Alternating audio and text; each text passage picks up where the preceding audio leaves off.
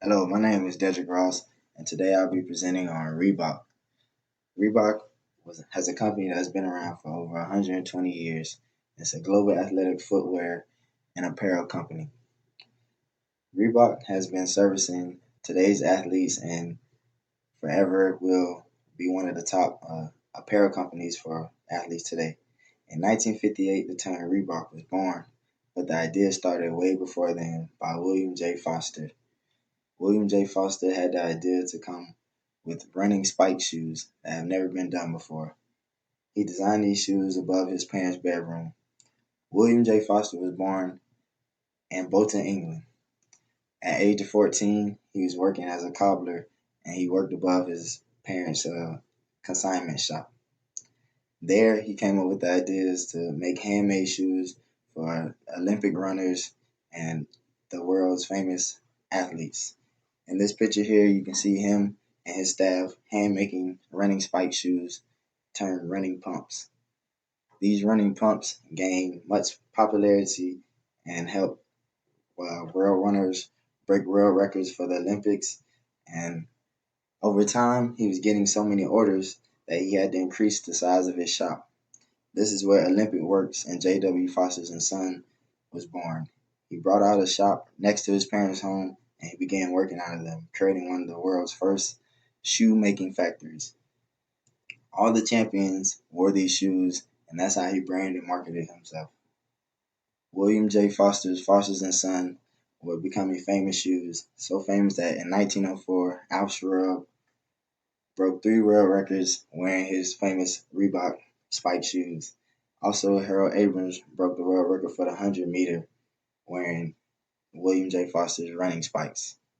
This also helped them get more notoriety to the great British teams that were competing in the Olympics. The term Reebok was founded from an African gazelle. They were looking for a new name to title the company while searching through the South African dictionary. They came up with this to represent their company and what it stood for. So once it was named Reebok, they went from there. To help them gain notoriety in 1970 in the United States, Ron Hill wore a pair of his famous running shoes in the Boston Marathon. It caught the U.S. attention and it made people interested in buying their shoes in the U.S. market. They were only servicing the British market, so the U.S. had not been tapped.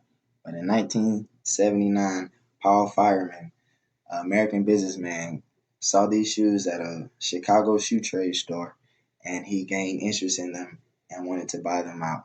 So they negotiated a deal in the United States to become the sole ownership of Reebok United States Limited.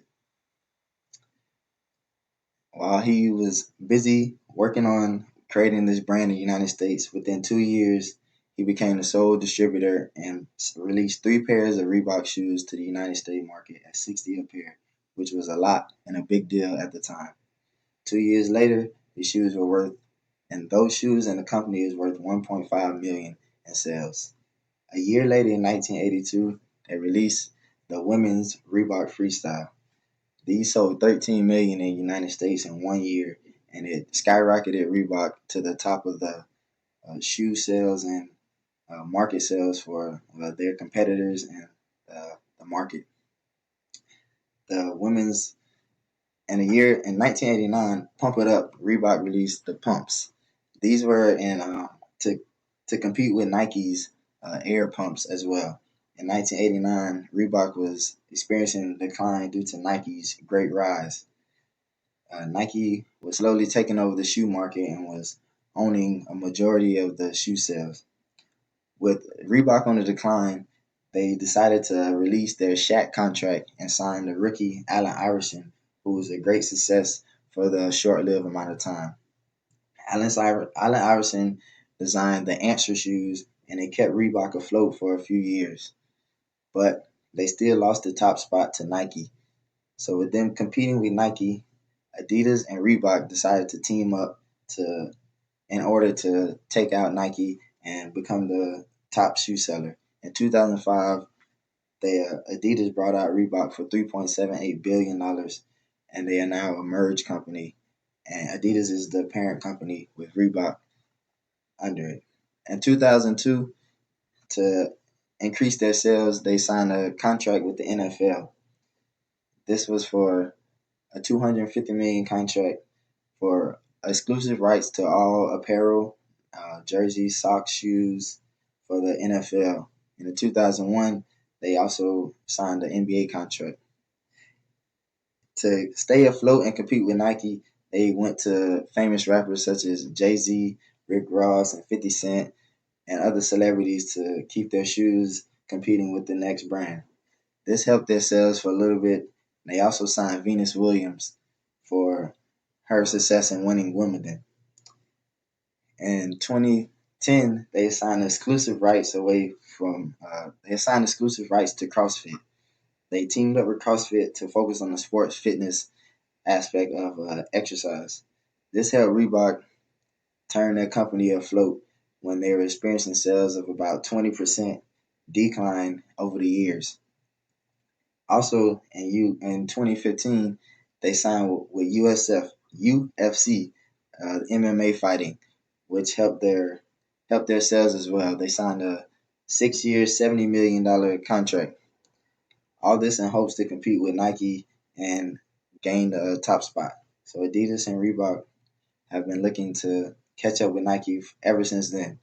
Um, Casper Roysted decided to downsize Adidas Reebok and moved their company from Canton, their national headquarters, to Boston, Massachusetts. He plans to relocate over 700 workers and move them to Boston, Massachusetts to focus on the fitness aspect of Reebok.